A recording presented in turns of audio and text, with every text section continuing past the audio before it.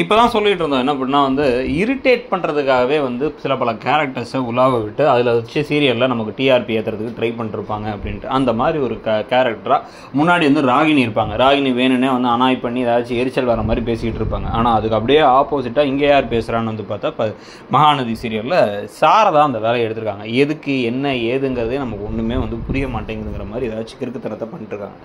இதில் வந்து இப்போ என்னென்ன விஷயங்கள் அவங்க பண்ணுறாங்க அப்படின்னு சொல்லி பார்த்தோம் அப்படின்னா, இன்றைக்கி அந்த கடைக்காரர்கிட்ட போயிட்டு இவங்களுக்கே பிஸ்னஸ் வச்சு தான் இப்போ வந்து கொஞ்சமாச்சும் பணத்தை சம்பாதிக்கணும்னா ஒரு பிஸ்னஸை ஆரம்பிச்சிருக்கீங்க.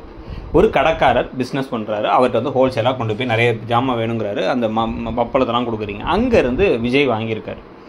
இப்போ நீங்கள் ஹோல்சேல் கொடுத்த டப்பாலேருந்து உங்கள்கிட்ட வந்து காசை கொடுத்து அவர் வாங்கிட்டார். இதில் உங்களுக்கு எந்த நஷ்டமும் கிடையாது, எதுவுமே கிடையாது.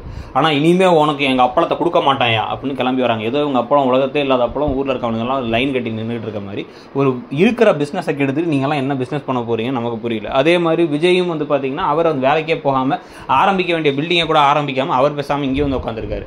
வெண்ணிலாவை பார்த்துக்கிறேன்னு சொல்லிட்டு தான் எல்லா குழப்பத்தையும் கிரியேட் பண்ணிவிட்டு அங்கேருந்தான் பிரச்சனை ஆரம்பிச்சு வெண்ணிலாவை அம்போன்னு விட்டு விட்டார். இதுக்கு வெண்ணிலாவை ஹாஸ்பிட்டலே விட்டு வந்திருக்கலாம்.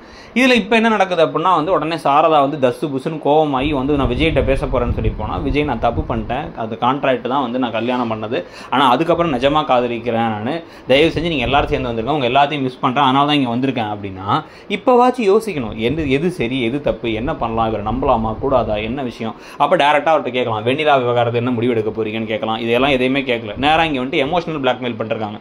நீங்கள் எல்லாரும் போகிறதுனா போங்க, வேணா காவேரி போட்டும் எல்லாருமே போங்க, அவர் தான் உனக்கு சரின்னு பட்டு தான் போவோங்க, இந்த ஆள் இங்கே தானே இருக்கான், என்ன வேணாலும் பண்ணிக்கங்க, ஆனால் என்ன கூப்பிடாதீங்க, அப்புறம் என்ன தாண்டி போங்கடா பார்ப்போங்கிற மாதிரி பேசிகிட்டு இருக்காங்க. அட போமா பைத்தியங்கிற மாதிரி இருக்குது நமக்கு.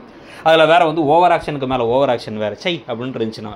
இன்னொரு பக்கம் வந்து பார்த்தீங்க அப்படின்னா இது நடந்து முடிஞ்சதுக்கு பிறகு இப்போ இந்த கேரக்டரே நம்மளை வந்து முன்னாடி சாராத கேரக்டர் இப்படி இருக்காது, அப்படி இரிட்டேட் பண்ணுற அனாயங்கான கேரக்டராக மாற்றினதுக்கு பிறகு இதில் பக்கத்து வீட்டு மாமிகிட்ட வேற வந்து சண்டை போட்டு ஓனர் மாமிகிட்ட சண்டை போட்டு காவேரி உள்ளார போயிட்டு என் பொண்டாட்டி மாதிரி நான் அவள் பொண்டாட்டி மாதிரின்னு உள்ளார போகிறாங்க. அங்கே வந்து குழந்தை பேசிட்டு விடுங்கிறாரு விஜய். இதெல்லாம் பற்றி நீங்கள் என்ன நினைக்கிறீங்கிறது சொல்லுங்கள்.